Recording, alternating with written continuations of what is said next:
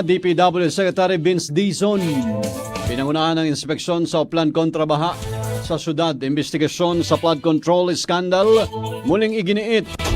Katropa natin sa balita, JP Saking ng XFM Tugigaraw.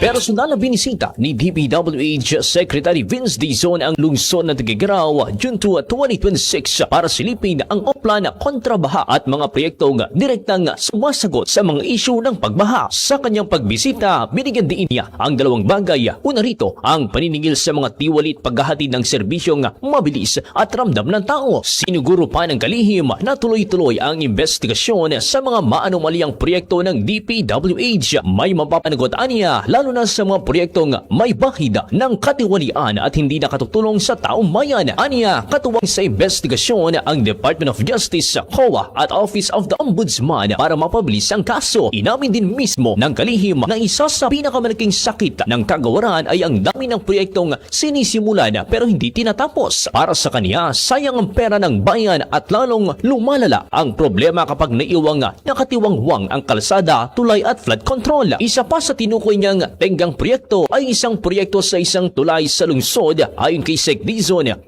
taon na itong natenga at tila nakalimutan. Tiniyak niyang mabibilisin na ang pagkumpleto nito katuwang ang city government at provincial government of Cagayan bago matapos ang termino ni Pangulong Ferdinand Bongbong Marcos Jr. Hindi rin anya ito matatakot na ipahinto ipagiba ang anumang proyekto kung makikitaan ng anomalya at hindi naman makatutulong sa tao. Kasabay niyan, inisita din ito nagpapatuloy na dredging sa Cagayan River. Binigyan din ito ang kahalaga ng dredging para mapalalim pa ang ilog at maiwasan ang bilis ng pagmaha. Ipresenta rin sa kalihim ang konstruksyon ng karugtong ng Balzain Caritan Creek sa Nafunan West at Lingaw. Kapag natapos ito, idudugtong ang creek diretso sa Cagayan River para may labasan agad ang tubig baha at hindi na magtatagal pa sa loob ng barangay. Samantala, sa pagtatapos ng inspeksyon ng kalihim, tiniyak naman ng alkalde na mananatili ang mahigpit na koordinasyon sa DPWH, barangay officials at komunidad para matapos ang mga proyekto on time at dekalidad. Mula dito sa Region 2 Regional Center at Tuguegarao City, mula sa himpilan ng 95.7 XFM Tuguegarao at para sa nagkakaisang Pilipino sa Pilipinas at sa buong mundo, ito si katropang JP Saking,